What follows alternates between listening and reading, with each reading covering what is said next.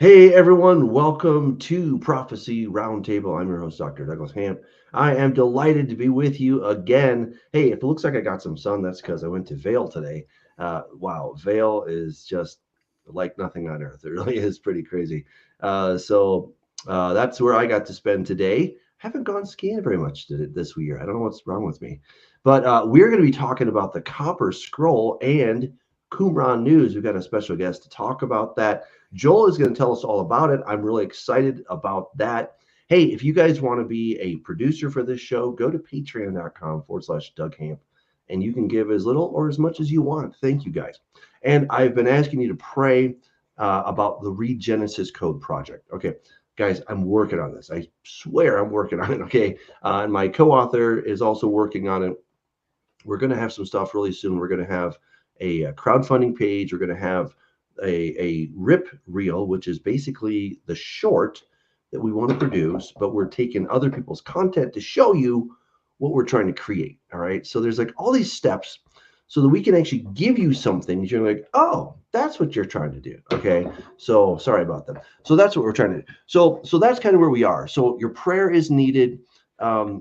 If you want to give, certainly start thinking about that. Share with others. If you know some big fat, doesn't be fat, but some big producer in Hollywood, cool. Hook them up with us, right? This is what we need to do. So that'd be fantastic. All right. Well, without further ado, I am delighted to introduce Jim Barfield and, of course, my co-host Joel Blackford. Excuse me.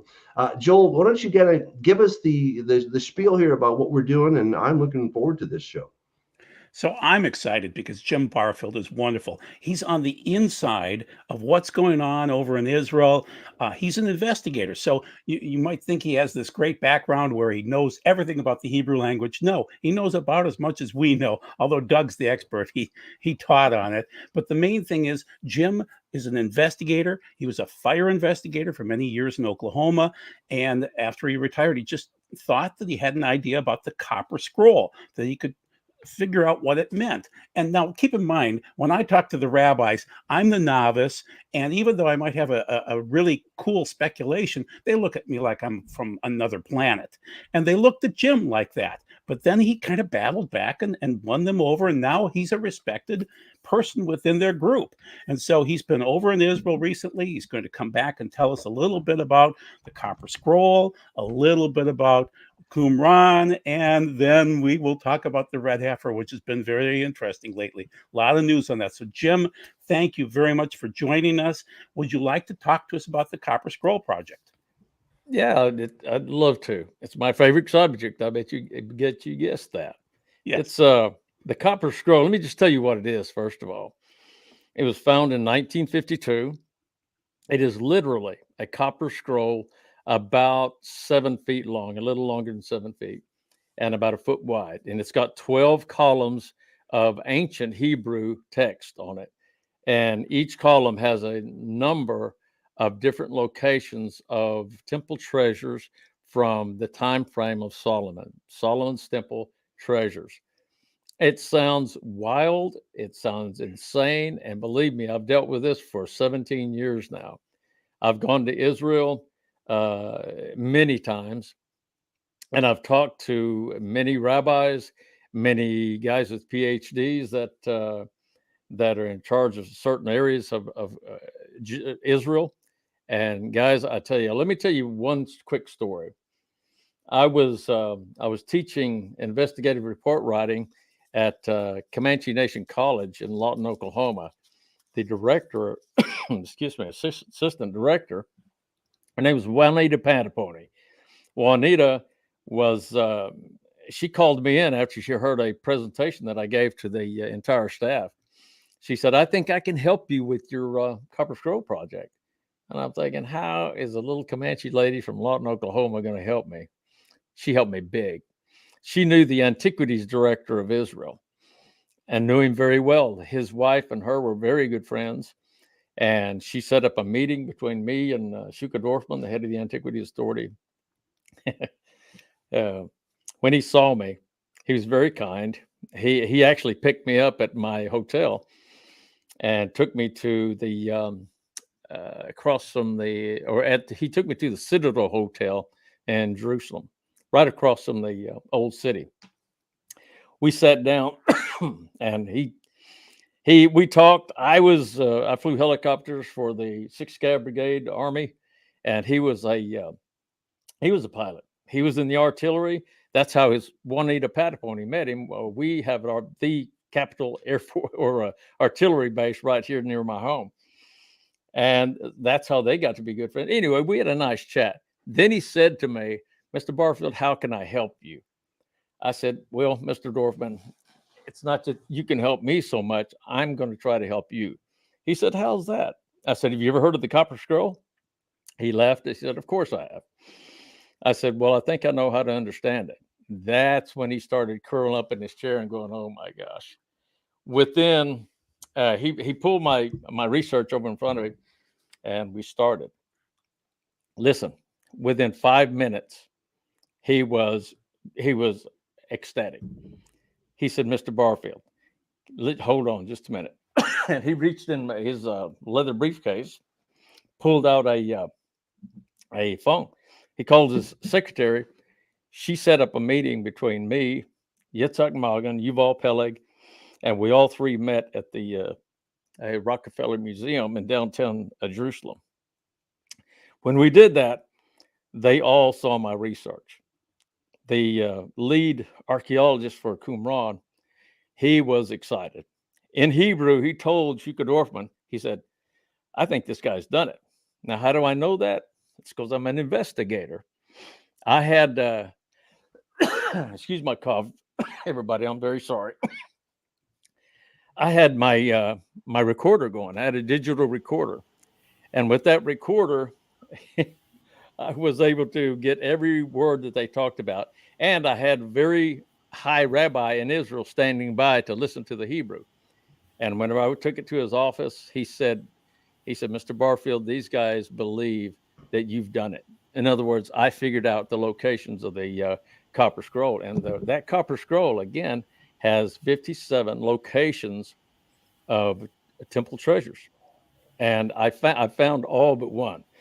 Now I may be missing one or two more, but one's the only one I couldn't figure out. So that's what this thing is. That's what my purpose is, going to Israel all the time, is I'm trying to get permission to do excavations in Israel to recover these items. So one interesting thing is that you started marching off the paces, the cubits, we'll call them. So a cubit, there are royal cubits, there are different cubits.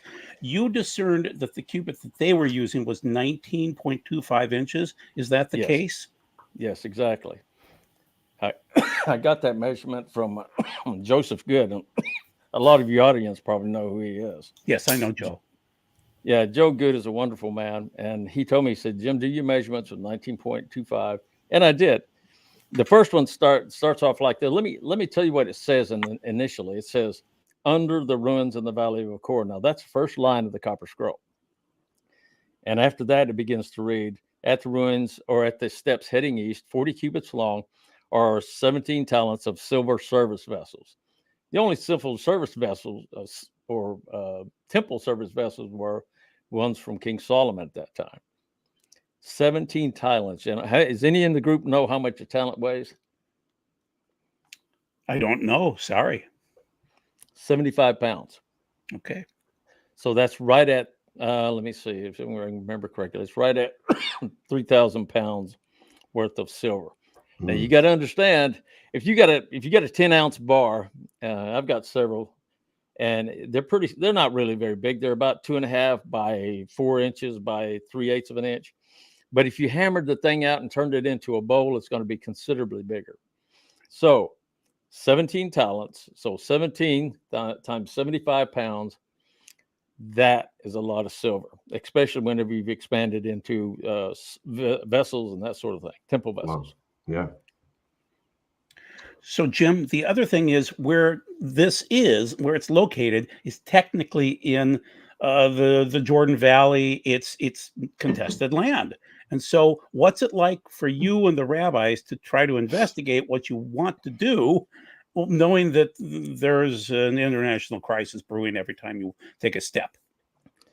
Well, the area where we're at, there's three zones in the West Bank, and that's where all this is at. Right. I call it Judea Samaria, and that's a proper term for it. Judea. Mm-hmm. Well, the area A, you don't want to go to. You want to stay out of that area because your life's in danger there. And there's big signs whenever you get ready to go in. They tell you, we can't help you. You go in here, you're on your own. Anyway, now I'm paraphrasing.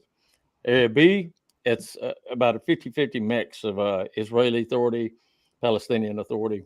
But the area C is entirely Israeli authority. Qumran is in area C. That's a blessing. Good. And for those of you who kept up with the Abrahamic Accords, the Qumran is actually located in the area that the Israelis are supposed to dominate if that ever comes to fruition. Interesting.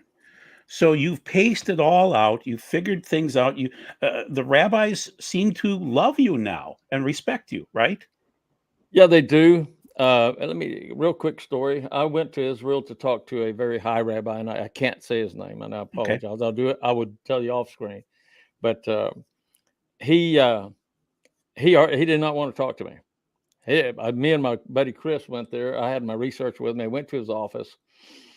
Didn't want to talk to me, so it took me about an hour to get in. When I finally got in, I set my research on a small table in amongst the three of us.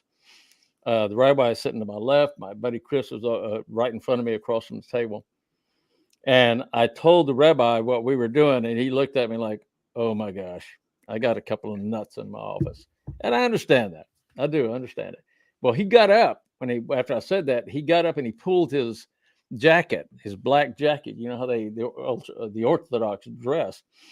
He pulled it back and he had a 45 Smith & Wesson on his hip. In other words, he was saying to us, gentlemen, I will defend myself if necessary, because there's no reason for him to have done that other than he was concerned, and he should be. And because of his position, he would always carry a pistol. And I totally agree with that. So my point is, he came back and sat down. And as he sat there, I showed him location 1, location 2, location 3. And each time he was getting closer, pulling my research closer to him. But when I showed him location number 4, he got up out of his chair. He came over to me, put his hands on my shoulder, and he lifted me. He's not a tall guy. He's about 5'6". He picked me up and he kissed me on both cheeks. He said, Mr. Barfield, do you know what this means to my people? I said, yeah. I said, it means the same thing to my people. And he said, this is incredible to us. Well, when he said that, he also said, do you know what this is? These treasures you got? And I said, yeah, they're Solomon Temple treasures. He said, no. He said, much more than that. He said, this is the dowry for the coming bride. And the lights went on. I had never thought of that. Anyway, we had a wonderful talk, and he was very supportive, and he still is supportive. He's got to be very cautious because of his position. And even like they are right now with the red heifers, they're being very careful. When he said the coming bride, he's referring to the Messianic bride. Is that what he's referring to, or what did he mean? He's right, the bride of Messiah. Yes. Okay. That's exactly what he's referring to. Okay. But that was an interesting statement, because he's not Messianic Christian. He's Jewish, Orthodox, whatever. How would he's Jewish, Orthodox, Messianic, meaning they believe in the Messiah. They're more Messianic than we are. Well, I don't mean, but he doesn't believe in Jesus. That's what I'm trying to say. No, he doesn't believe in Jesus. Trying to be nice about it. But yeah, so but basically, he doesn't believe that Yeshua was and is the Messiah, promised to God. Yeah. I mean, that's fine. Yeah, that makes you Orthodox. I mean, exactly. So. I mean, if we're using labels, I mean that's what that one means. But anyway, well, this is really interesting. Well, so where's the treasure, Jim? I want to go find it. And can you even talk about it, Jim? Real quick, Jim. And I talked to a mutual friend and I won't even say his name right now, like you did earlier. That he had talked to you a couple of, I guess this is back in February before you left out. Did y'all find anything, or can you report it? Can you talk about it about your recent trip? I'll just point blank ask. Listen, we can't dig. We can't do anything until everything comes to fruition. There's got to be we've got to have a team. We've got the team. I was a month or two ago. I was in Tennessee with 40 members of my team, and we were practicing. We were using the metal detector. We were doing everything that we needed to do to get ready for the next trip to Israel. And we were getting ready to learning. They were learning how to do an excavation. But I can't do anything without an authorized archaeologist, so a university to back us, and we've got considerable amount of funding, but I have to meet all the requirements to do excavation, and it has to be done by an archaeologist. So this most recent trip, then there was no dig that y'all went over there on? No, there's only been one dig out of many trips that I've been to Qumran. One dig where we actually did an excavation, or a trip that we did an excavation. And I could talk to you off site. You would know the gentleman I'm talking about. I've had him on my show before. He's been on our little Prophecy Roundtable show before. So I'm narrowing down the field here, but he was really excited about when he learned that you guys were going over there in February and March about what the possibilities might be. Yeah, there's always a possibility. And gentlemen, let me tell you this, even if I had a trip and everything in place, I would not tell you, because when the day comes, we're not going to say a word. We're just going, and if you'll notice on my website, I don't post updates and that sort of thing. It's not like I'm, from First Baptist downtown where they keep theirs updated. I can't do that, because what I'm dealing with is incredibly, oh gosh, I don't know, explosive. Let me just say that. It's very sensitive. We were joking. We wouldn't want you to tell us, but no, we don't want. And from part of me wants to know where the treasure is, So no. Wait. I am going to show you where the treasure is if you want to see it. Yeah, I would love to. From listening to your accent, you appear to be from God's country. Oklahoma. Well, that's sort of south. So yeah. So yeah, Doug's up there with all Colorado's kind of south too. I have snow all around my place. So yeah. Joel's in Minnesota. Oh, Minnesota, Yasha, you betcha. Yeah, you guys are just jealous you can't make it up to the high world. I was a little bitter today when you told me that you were at Vail. I will admit that.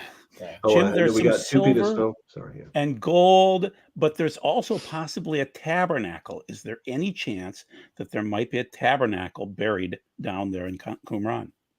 Yes. Okay. Are you gentlemen, any of you are familiar with the Second Maccabees, 2nd chapter? Yes.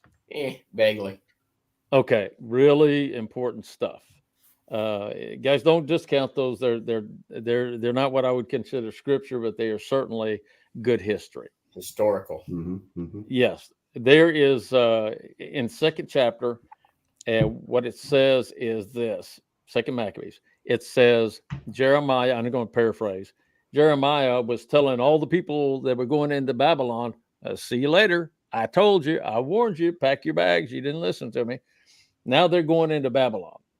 He also tells them, do not get attached to their gods, to their images, their idols. He said, keep reading Torah. And on that trip, he took, according to 2nd Maccabees, he took the altar of incense, table of showbread, Ark of the Covenant, and all the implements, except for the menorah, and put them all. Well, he had the menorah too, I believe. He put all of that inside of a cave, and he sealed the entrance. Well, there's another document written in the 1600s, 1640s sometime, and it says that Jeremiah took all the implements of the tabernacle and the tabernacle, put them in a cave, and sealed the entrance. Copper scroll says that it doesn't say Jeremiah, doesn't say who did it. It says that all the treasures of the house. Well, the gold and silver is not the treasures of the house, gentlemen. What's the treasures of the house are all the implements and the tabernacle that they kept in the temple during that time frame. And they put all this inside of a cave, and Jeremiah was involved in it. And again, this was in Emek HaMelech. Did I tell you that? I may not have. It's called Emek Hamelech. Yeah, It means the valley of it means Valley of the Kings, or Valley of the King. They put all that stuff in there and they sealed the entrance shut. I did an excavation. Well, it wasn't under my authority. I had the archaeologist which was one of the guys that was sitting there at the meeting with me. It's Shuka Dorfman. It was Yuval Peleg. He fell in love with my research, and he realized that I'd figured out how to understand it. Well, he arranged provided all the equipment, all the diggers, everything. And we started an excavation in April 2009. We got about 3 feet deep whenever we got stopped by the head of the Antiquities Authority for, it's called the ADCA, the Archaeological Department of the Civil Administration, which is the West Bank and the Gaza Strip. Now, they stopped us. We didn't get to go nearly as deep as we were supposed to. And we only got to do three locations. Gentlemen, I totally apologize. Only 3 locations when we were supposed to have done 5. I understand they had political stuff coming down on them. And the reason that they were angry was these guys were guys with PhDs that were furious that they were allowing a fireman from Lawton, Oklahoma, to conduct an excavation at the most prominent site in that entire area, Qumran. It's huge. It's not huge in size, but it's huge in importance. So they were really angry. Well, you know what? They can kiss my brown bouquet because I don't care what they like or do not like. I'm not doing this for them. I'm doing this, and I truly feel that God has laid this on my heart, and that's why I'm doing it. And the other reason is I know that there's going to be a day that there's going to be another temple. They're going to need all the implements, and I want to help as much as I can because my grandchildren and great-grandchildren, and for many years after that, will be living under a righteous king. That's what I'm doing this for, gentlemen. Amen. It's interesting you said that about the firemen and the sort of the pushback you've gotten when it would have been last month actually when the mutual friend had said you were going over there. I mentioned something to I call them my heathen college friends. Mm-hmm. And I posted something on your website and they go, "Oh yeah, a fireman." like now again, these are skeptics, by the way. So I totally understand, and I don't mind that at all. The worst person. He was one of the PhD guys. He was furious. And he was writing blog after blog after blog after blog until he saw a portion of my research, and I watched for him because it was locked and you had to sign in, and there his name was, big as day, and everything, it was him. From that day to this day, he's never said another word about my research. Well, he has shut his PhD mouth, and he never said another word after that. Those PhD people just think that they're smarter than everybody. I mean, but there's only one on this panel right now. Let me tell you, I've had some wonderful guys. One of them was a guy named Ken Hansen from University of Central Florida, I believe. Wonderful. I've had several really kind gentlemen that were gentlemen. But this guy is like a child from the 7th grade, picking on his buddies at school just to get attention. Well, bless his heart. That's what we say in Oklahoma. And I can figure out what that means. That's an insult. Well, no, wait. Bless his heart. You know what? If he would be man enough to sit down with me and apologize and publicly apologize after he hammered me so many years, I'll sit and have a beer with him. How about that?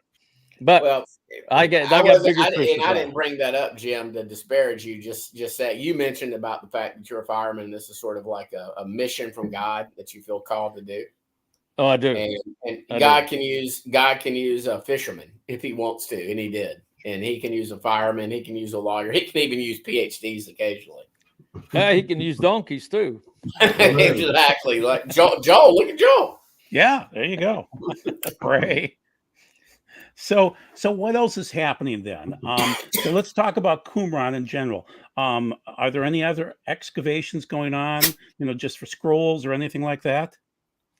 The last time there was an excavation going on, I went to there's a new guy running the ADCA. He had replaced Yitzhak Magen. His name is Hananya Hizmi. Hananya sat down with me for about 45 minutes, and I did a disclosure with him, showed him some of my research. And you should have seen him, guys. Don't ever take him with you to Las Vegas. His poker face is bad, because he would look at my research, and he just over and over and over again. Then when we got done, we went to his office. We sat down in his office, just me and him. He said, "Mr. Barfield, sometimes you just have to leave things alone." I said, "What are you saying?" He said, "Well, I'll tell you this. I'm closing down Qumran to any ground excavations within the ruins." And they did. And I don't know that they've opened it up yet. And I was there probably 5 years after that, and it was still closed. They were outside of the ruins. They were doing some stuff in the graveyard, but I've never seen anything going on within the ruins. And it's possible, but because of what I showed him, and gentlemen, all of this stuff, except for 2 locations, is within the ruins of Qumran. Wow. And I don't want to go down this road too much, but there is the connection with Qumran and the calendar. So there's the calendar that just started up after the vernal equinox here, and it could take us an hour or two to discuss that. But do you have any comments on that might take a couple of minutes? I am a chronology nut. Oh, okay. I love. I've got a timeline that goes from Adam all the way to the year 2040, okay, our time. Well, there's two calendars in the Qumran calendar scrolls. One of them is a civil calendar. One of them is a religious calendar. Civil calendar starts at the autumnal equinox. The religious calendar starts at this religious equinox. So, guys, that Qumran calendar is incredibly consistent, accurate, and I'm not promoting any more calendars. Matter of fact, I'm going to wait for Messiah to say, "Guys, Qumran, that's the one you use." I'm not going to do that. I'm going to wait for him to do that. But yes, the calendars at Qumran are amazing, and if you trust, this is very important. If you ever want to build a timeline, and I have, use Microsoft Excel document, because you can't cheat with that, and put all the timing on there. And I've got it pulled up here, but I don't know if I can show you guys. I don't know if we're set to be able to do that. But what I did is I used biblical dating, like from Adam to Seth, Seth to Enos, Enos to, and on down the line,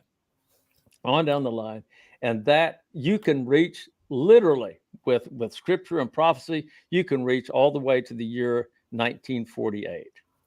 Curious, what year on your chronology or your calendar do you have Yeshua's death in? Let me pull it up here so I can look at it. It was in 30 AD. 30. But from Adam, like I forget the. Yeah, I can tell you that off the top of my head. It's 4019. It's okay, and I would like very much not strenuously quibble with you, because I gave up about 20 years ago with the chronology. It was one of my things. Mm-hmm. And after I studied it and I saw that 20 different experts had 20 different chronologies, I gave up kind of trying to prove. Here's how you do that. Because it was all over the board. Use scripture only.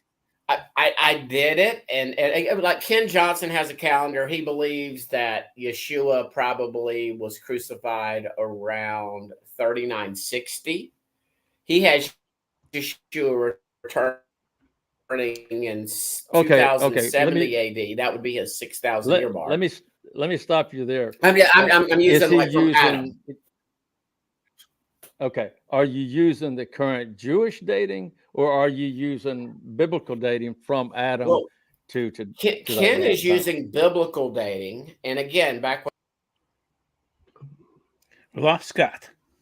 No, I mean, what I'm getting at is you have 20 different Okay. scholars that come up with 20 different. I'm not saying Jim's calendar is not 100% balls on dead accurate. Okay. What I'm getting at, I got frustrated comparing and contrasting and going, well, this guy makes a good argument, and this passage says this, and this is a little ambiguous. I mean, again, I got frustrated as a lawyer trying to prove something. And I just said it was around the 4,000 year mark. When I say 4,000 from Adam, that Yeshua, and that's why I asked you that question. You were at 4,019, so we're in the wiggle room. Yeah, and the thing about it for me, this document, I made it for me. I didn't make it to show anybody. I made it so I could figure out. I figured out what time, when which king was with which prophet, and so on and so on. Which king during the separation of Judah and Israel, which kings were working at the same time, that sort of thing. Yeah. It is incredible. And I'm not saying what I did was incredible, but once you use only scripture, I'm telling you guys, you can see incredible things with it. And yeah, sometime I'd be happy to sit down with you and show you the research. And I think you would be interested. My dad, I'd love to see your work. Yeah, my dad did the same research, and again, I ended up quibbling with him by a few years here or there. It just based on some kings, like you were talking about, some co-ruling, some co-regency. It's enough wiggly that I got frustrated and said, "There's no way I could go in and prove this because you got 20 different like you." One last thing on that is my son-in-law. Wonderful young man. He does accounting work, and I told him what to do. I told him how to do it. He was off by 1 year from what I came up with. Oh, okay. Oh, cool. And again, we're using a Microsoft Excel document, which is designed for accounting or sensitive in inventories, that sort of thing. So it has to be accurate. So the difference between what I've done, and again, I'm not selling this or trying to beat anybody up, is I put it on, I accounted for every single year using only Bible and information from the Dead Sea Scrolls. And that's how I built this thing. I didn't use Babylon. I've got Babylonian dating on there. I've got Greek and Roman dating on there, but I only use it for confirmation purposes. The main, what I call the baselines or the benchmarks, I've got 50 of them, and they are all connected. Every one of them are connected with positive locations where you can look at it on the scripture and see what I'm talking about. Like even you and Bishop Usher, I mean, he had Messiah's birth at 4004 BC. So you guys are you're in the same ballpark. Mm-hmm. Like, in other words, you're within that 10, 20. I mean, like even Ken Johnson, and I like a lot of Ken's work. All three of us differ with his interpretation. He's pre-trib rapture. He thinks we're getting raptured. Okay. Well, I mean, I like Ken. He is a scholar, and he does, and he spends a lot of time researching Dead Sea Scrolls and the calendar. And that, when you brought up the calendar, that's what that triggered my brain. And when you said that about your chronology, and I'll just be honest, I gave up. I got frustrated. I'm like, I couldn't prove it to myself beyond, to where I could go, this is it. And I came up with a wiggle room of 20, 30-ish years. Okay. And you're in that ballpark. So yeah, pretty close. Looks like it. Yep. Yeah. So go ahead, Joel, please. Okay. So I think we'll work on the calendar another time, because that could be an hour show on its own. Oh, 4 hours. 4 hours. Yeah, exactly. Yeah. I was just curious where you were on that. And since you are a calendar geek, we'll want to have you back on for that.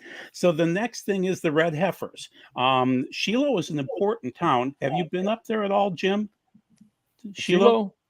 Yes, I have. I wasn't there very long. We were having trouble with our bus, And it was an older bus with the bulletproof glass on it, and it was overheating. But we didn't stay very long.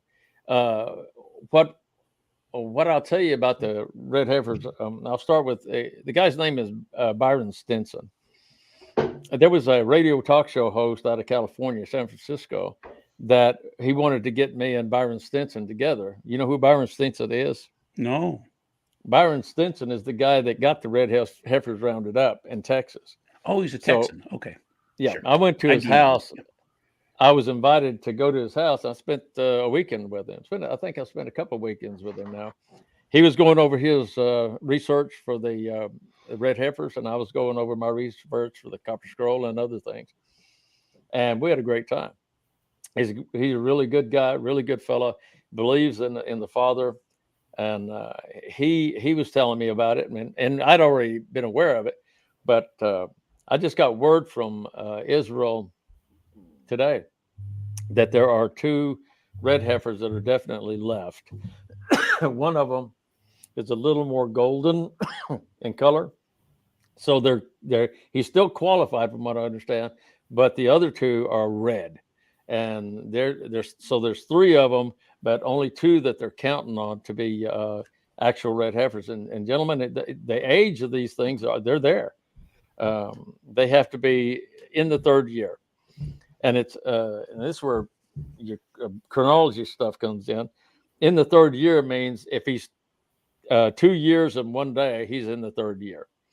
But they're wanting to make sure that these heifers are ready, and if they have one of them left to be able to do the sacrifice, that's going to be incredible. And another thing where what connects me and Byron, he doesn't quite believe it, and that's okay, is this.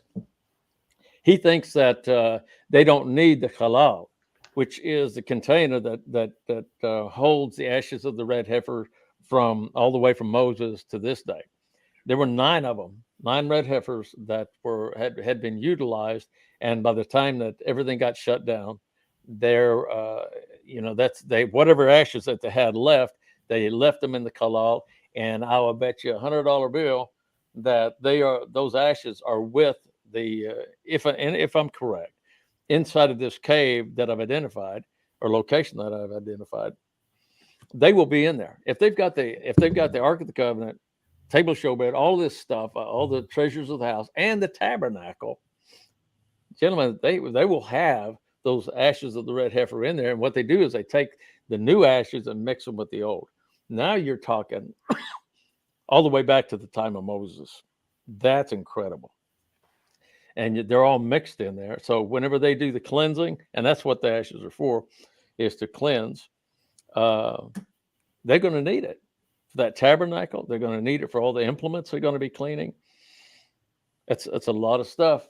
And there's hundreds of thousands of bowls, cups, platters, and that sort of stuff that were stored away, and I believe in the cave at Qumran.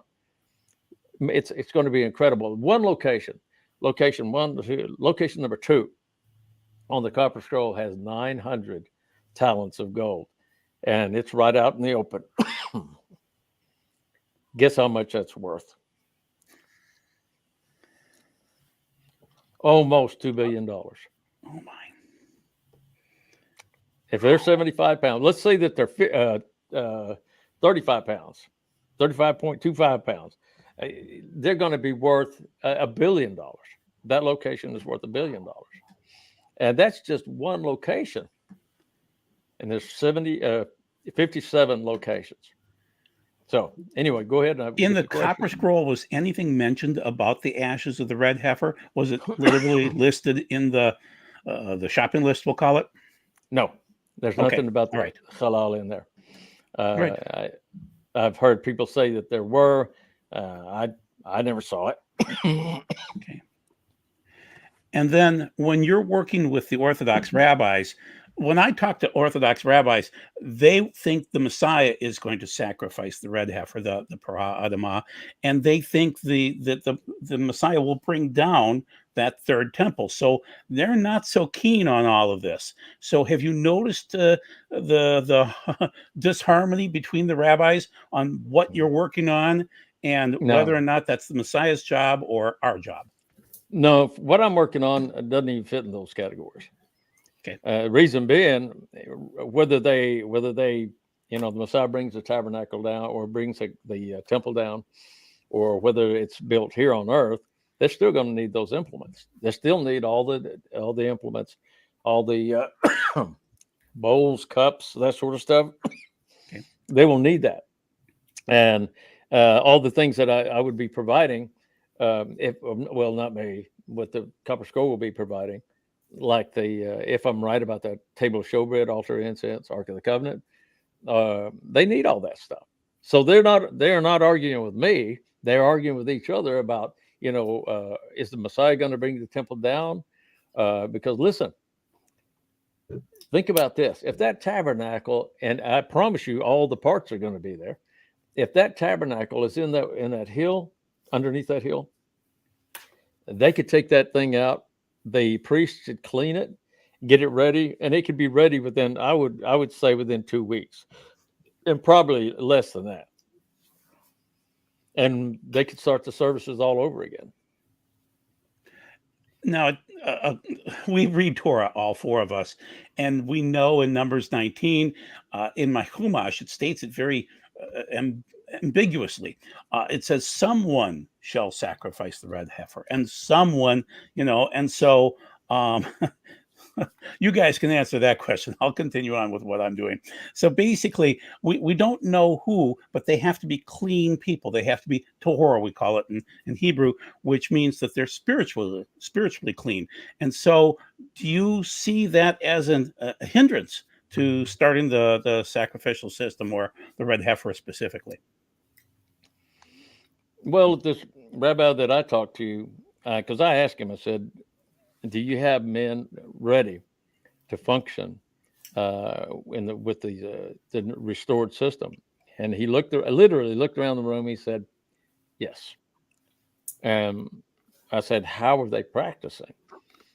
And I'm sure you guys know about it. There is a tabernacle in the southern part of Israel where they could actually do practicing services for doing whatever service they might need to do. They're already trained up and ready to go, and they're practicing on a tabernacle, mishkan, which to me is very interesting, because they can build a tabernacle, and they did build one. It's a simulation, of course, but if I really found the tabernacle, the services could start up within a very short time. Well, and that's what's an interesting question I've always had is in the second temple, how did the high priest even do the Yom Kippurim ceremony? There was no ark. Well, it wasn't there. What part did the ark play during the Yom Kippur service?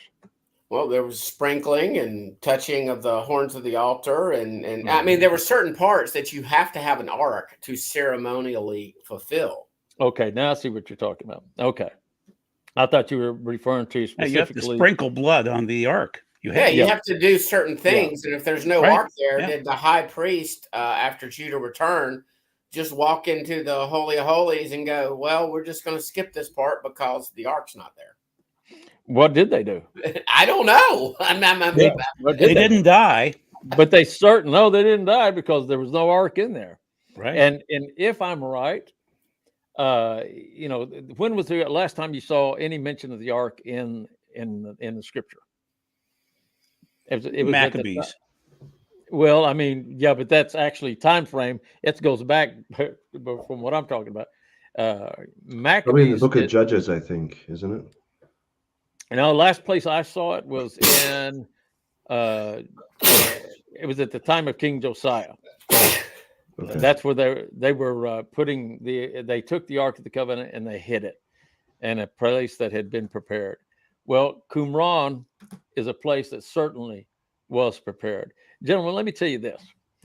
In the research that I've done, the Qumran was, and will be, to some degree, the home base for prophets of Israel. It is my firm belief that they were like the United States. We've got a 3-branch government system. We got executive, legislative, and judicial. Executive, which role do you think in ancient Israel, who played that role? The king. Who played the legislative? That was the priestly. Sure. Yeah, Sanhedrin, the priestly guys. But then who handled the judicial portion of that? I say priests generally, but kings got involved too. Obviously, with Solomon. Yeah. Well, they were the executive, because listen, who came into town with a club and pounded it on David's table? Nathan. So look, dude, you're messing around with this guy's wife. You've got an entire flock out there. He's got one lone sheep, and you're taking advantage of this.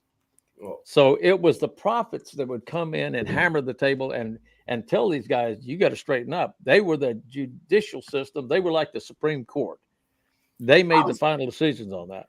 And I would say that, they would be like an advocate for Yah, for Yod-Heh-Vav-Heh. Yes. And they would be like a prosecuting attorney, obviously with Yah being the ultimate judge over them. But the way I read the Torah is it was the priests that really were in charge of actually conducting the trials. If you were going to have a trial, we don't have much information where Betty Sue stepped out on Bob. Who were the judges in the book of Judges? Who were the judges? One of them we know for sure. Samuel. I mean, Samuel was one of them. But what about Deborah, Samson? What was the major role that he took upon himself as a judge? He was Nazir. Theoretically. Yeah, absolutely theoretically, because it said he shall drink no wine, and it goes down the list. And there's 4 people in history that were given pretty much the same things. Like, for example, John the Baptist. Was he Nazir? He took upon himself, his father, he was born of a miraculous birth. His family was given, and he was given a mission, and he was Nazir.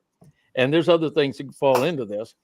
But gentlemen, I'm telling you, at Qumran is the home of the prophets. It's going to be second only to the temple whenever the time comes, if I'm correct, that all of these treasures are buried at Qumran, because it's going to have a history like you wouldn't believe.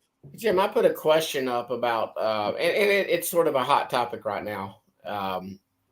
Ivy had asked, do you think, and I'll let you answer first, do you think the red heifer is the abomination of desolation? I've been seeing this on social media for like the past month or two. No. So I assumed your answer would be no. No. What was the abomination of desolation at the time of Antiochus Epiphanes? Well, it was a statue set up, worship this is your God. That's my thing. I will say that because I'm an attorney and I'm gonna put on my other hat right now.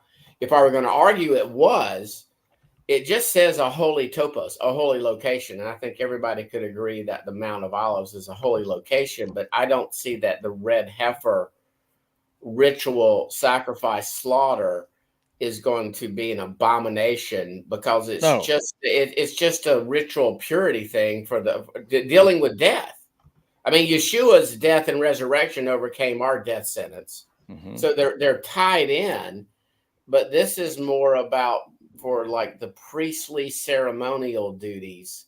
Cleansing, which I know from reading comments, a lot of people that Yeshua was the ultimate and final sacrifice. There'll be no further sacrifices. And I know from talking to Doug over the years and Joel that we believe there's going to be sacrifices after Yeshua returns as a memorial. As a do this in remembrance of me. In other words, King Yeshua is going to be on the throne. Do this Passover for what I did for you 2,000 plus years ago. Do exactly. this. You know, keep on celebrating first fruits. Keep on celebrating every year Sukkot, et cetera, et cetera. So I just don't see that. I don't see how how individuals that believe they're from Judah, that believe they're from the priestly lineage, slaughtering a red heifer on the Mount of Olives, which is a holy location, would qualify. I don't. How about you? Well, you, Joel, and Doug? Doug, do you want to go first? No, go for it. Okay, so basically you have time frames that take you into the Great Tribulation, and then the midpoint, and the midpoint is generally when we consider the abomination of desolation to occur. So to get into that time frame, you have to have the holy restarted. You have to have the red heifer slaughtered and the ashes mixed, and so you have to then go into the holy, and you have these sacrifices that occur morning and evening. 9 o'clock in the morning, 3 o'clock in the afternoon. Shacharit and Mincha twice a day, and then you cease that. So the ceasing of the holy would be the midpoint, and so the red heifer is the start of the holy. Yeah, there you go. I don't see anything that falls into that category with the red heifers.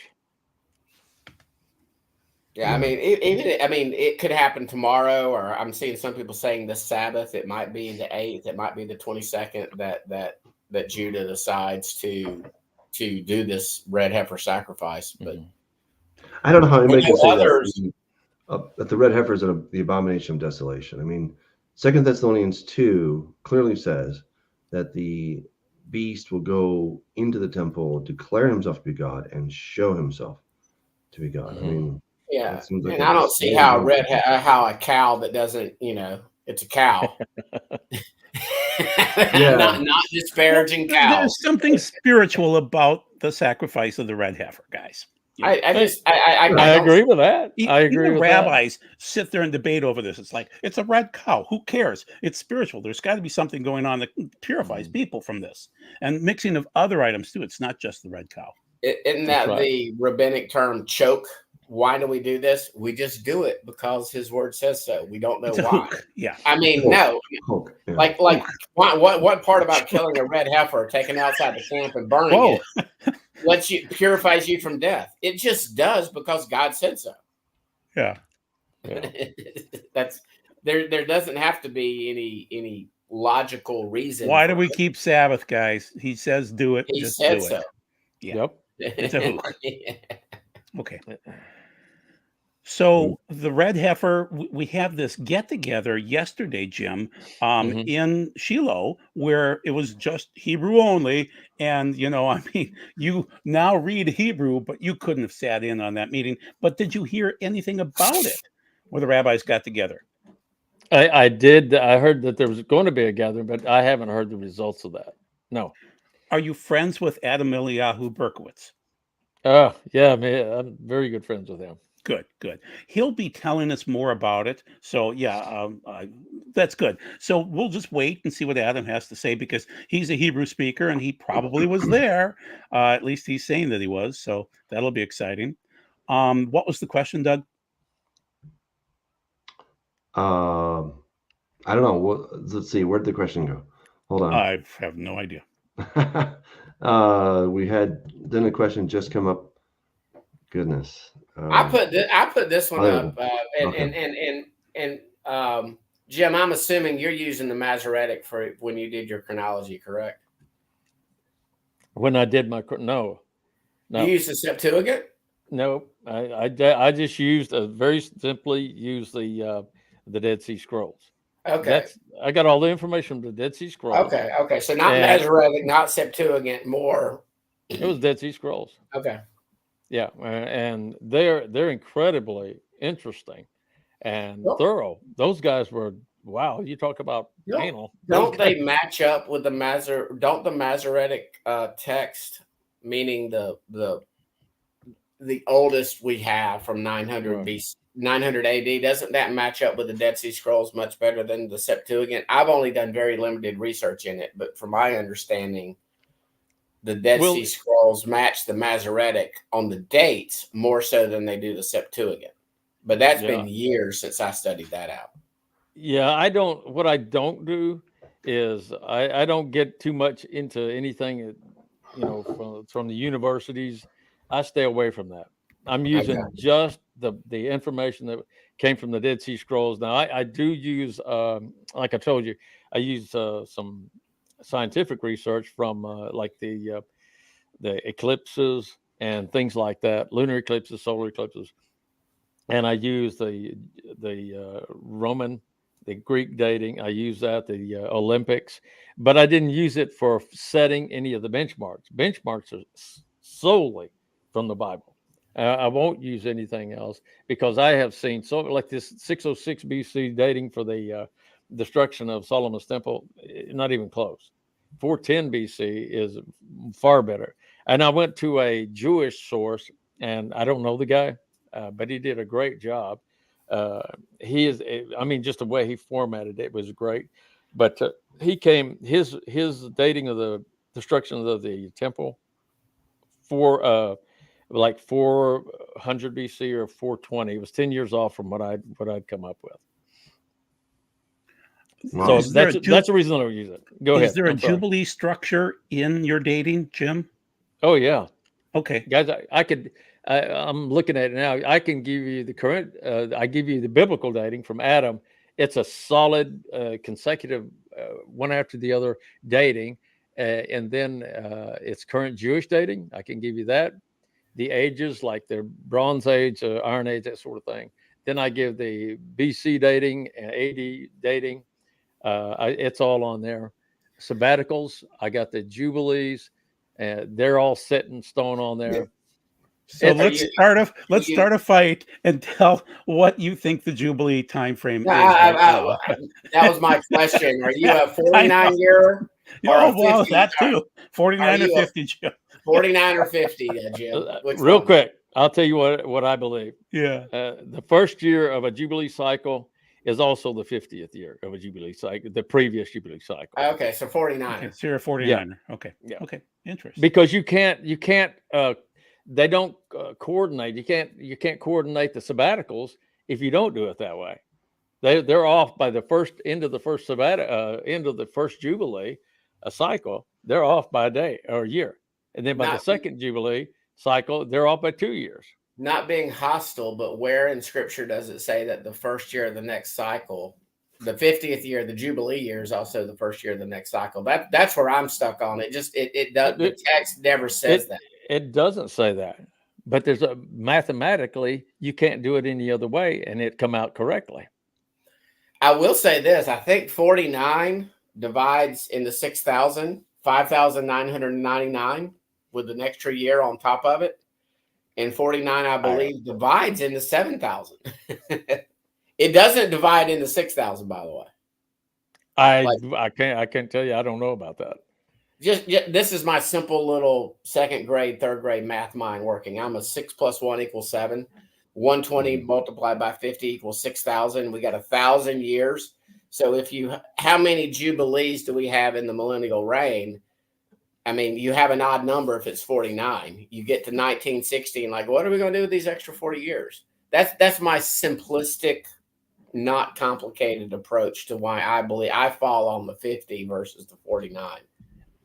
I'll need to sit down with you and let me just show you the research, because you can't talk about this stuff and not look at it. Right. And what I like about this timeline is it's all there in front of you there, and it's on a Microsoft Excel document so that you can see that. A lot of the timelines that I see, they draw a line on a piece of paper and say, well, that's 2,300 and 300 days or whatever. And how do you know that? By looking at that with a document they use for the purpose of registry.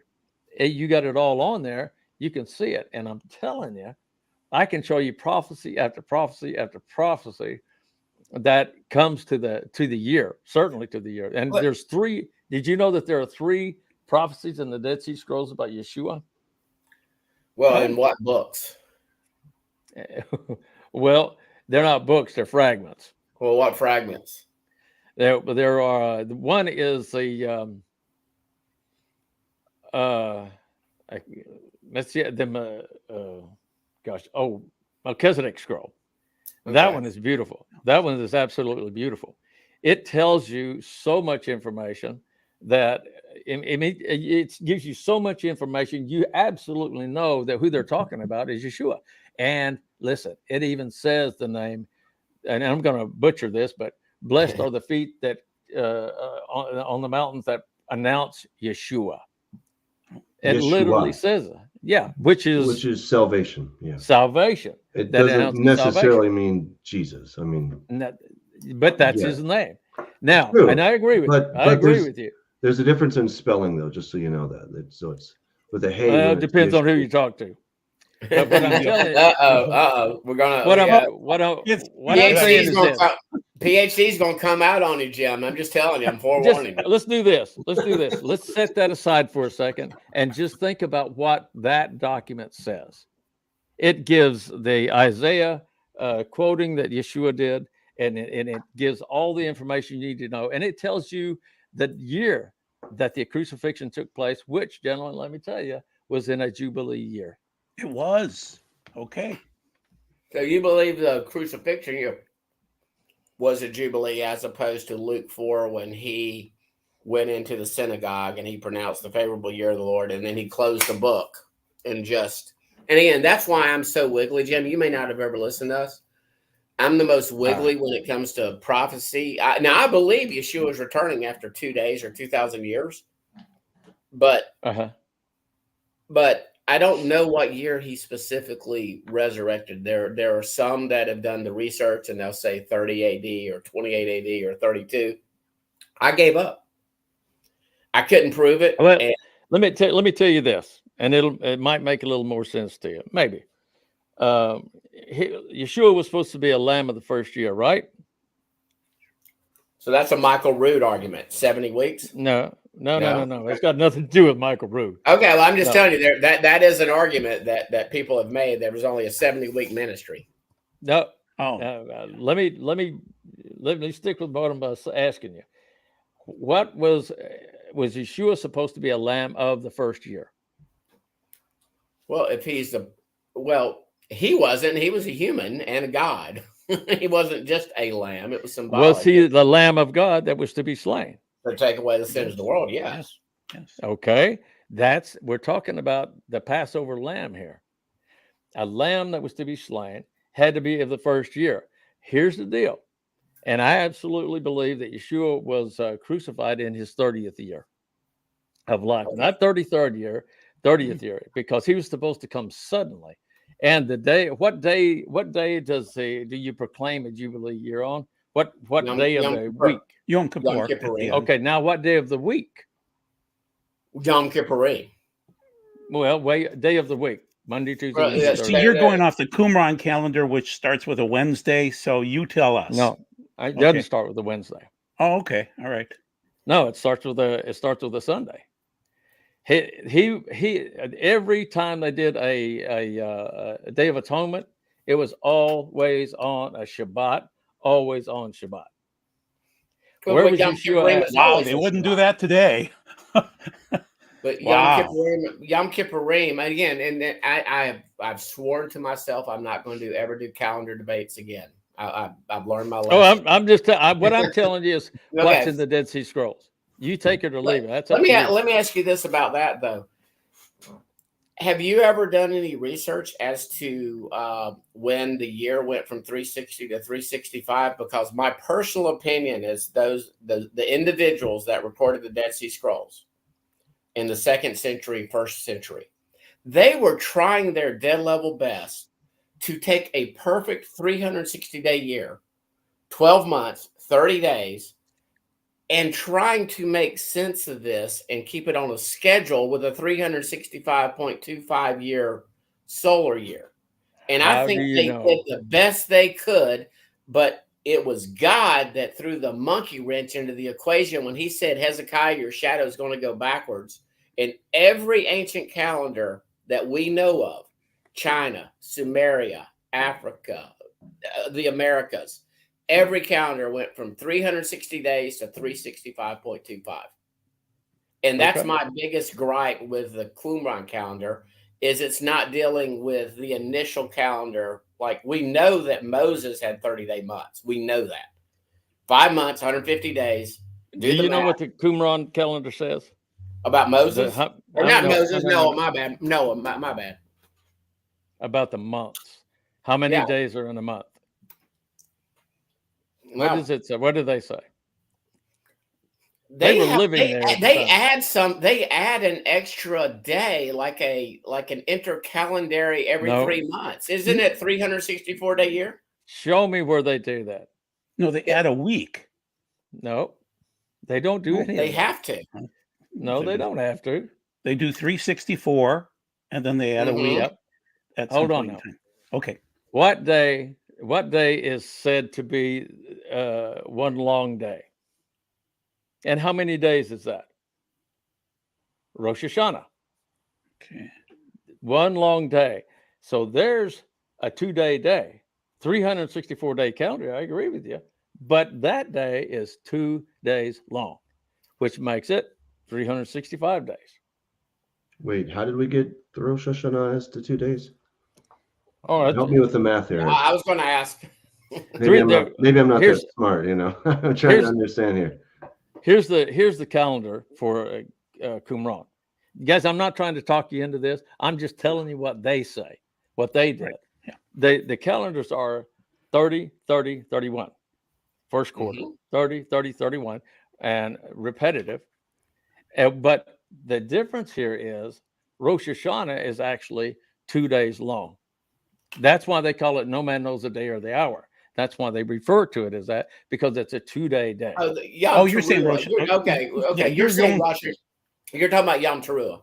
Yeah, I thought you were talking about Yom Kippur. Okay. No, Rosh Hashanah. Okay. So yes, that is a 2-day. So now you got 365 days. What do you do with the 0.25? Well, I know you have to do something with it. Yeah, you do. Let me explain something to you. You got to do something with it. Let me show you something. Whenever I was doing the research on this, I was plotting out the information about it, and there was a problem. And I was studying Joshua. You remember the story of Joshua? They were in a battle, and what happened? They were doing this battle, and Moses had to have his hands up, and if his hands came down, they'd lose the battle. Well, they needed more time to do that battle, right? And what happened? Wait, are you talking about Moses or Joshua? It's Joshua. I'm sorry. Joshua. You're talking about the long day where the sun stood still. Okay. The sun stood still. You know what I think happened? This is me. I thought the only way that the sun's not going to stand still. It would have to be the earth. The earth, the rotation of the earth had to stop. How does that happen? Here's what I'm going to say. And I got to that, and I thought the only way that could happen, physically happen, is something had to impact the earth that would stop the rotational speed of the earth. The inner core probably could keep returning. However, I thought, where does that come from? And then I go back to Joshua and I start reading, and it says the stones that came out of the sky killed more men than the army did. And I thought, oh my gosh, there was a meteor impact. Hold on, bud. There was a meteorite impact in that, and then I go to a impact record. It was at the same time there was a major impact. Guess where it was at? In the Middle East. And I thought, okay, because there's got to be a logical reason for all of this. The sun doesn't just stop. The earth doesn't just stop. God does everything by his laws and laws of physics. He does everything by his laws. My point is that if the rotational speed of the earth is affected, then it's going to affect time. And the only way that it might start back up and erase that 0.25 you're talking about is if there's another impact going the other direction. You see what I'm saying? Well, and I'm just talking. No. And there's 3 events in which people believe time was altered. One would be the flood event.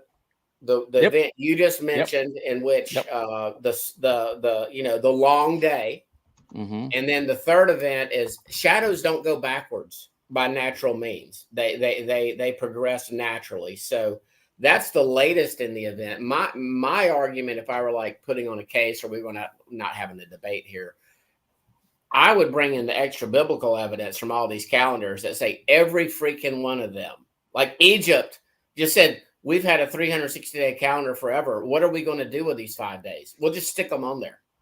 Same thing with every calendar didn't know what the heck to do. So my personal opinion is, as our Qumran people in the 1st and 2nd century were a Jewish sect that were really doing maybe their very dead level best to try to fit what Yah whacked out into a perfect system that used to be a 30-day month, 360-day year, perfect 360. We don't have a 360-degree circle out of happenstance. There's a reason math was invented, and it was invented on this 360, not the 365.25 when we're doing these degrees. And the only thing I would add, Jim, is my God, your God, our God, everybody's God. If he wants to, and this is more of a flurfer question, Doug loves flat Earth, by the way. He is a strong proponent. If God wants to stop, because even in a heliocentric model, everything is moving. The sun is moving, the galaxies are moving, everything is moving. If God just wanted to go freeze frame and stop time, whether just by the rotation of the sun and the earth and the constellations and the planets and the stars, he could do it. I believe that's what he did. He just, whatever he decided to do, he just shut it down and said, Earth, you stop moving, sun, you stop moving, and we'll kick it back into gear. He did it somehow. We don't know how he did it. Okay. I just think if he wants to freeze frame time in his creation, that's like easy stuff. Stop. Okay. Wow. Pretty simple. Easy. Jim, thank you for coming and sharing with us about the Copper Scroll. I'm very excited to get updates as to when you're finally able to go and to locate these things on behalf of the Israeli government, et cetera, et cetera. It's pretty amazing. Wow. That's pretty cool. There's a lot of people that are interested. I've been doing interviews all week, and I've got this one tonight, and I've got to go back to Kansas. There's a bigger TV audience that wants to do another interview with me. They're calling me back to go. Yeah. And then there's another audience. It's a major network here in the United States that is going to do another. I've done several History Channel, and it's all about the Copper Scroll stuff. So there's a lot. Point being, there's a lot of people that are wanting me to come and talk to them about this now. That's very cool. Is there any projection as far as from Israel and the authorities as to when y'all might be able to ever go verify your research? Well, you missed my statement early on. The first part, yeah. Yeah, and what my point is, what I told everybody was, guys, if they told me today, I'm not telling anybody.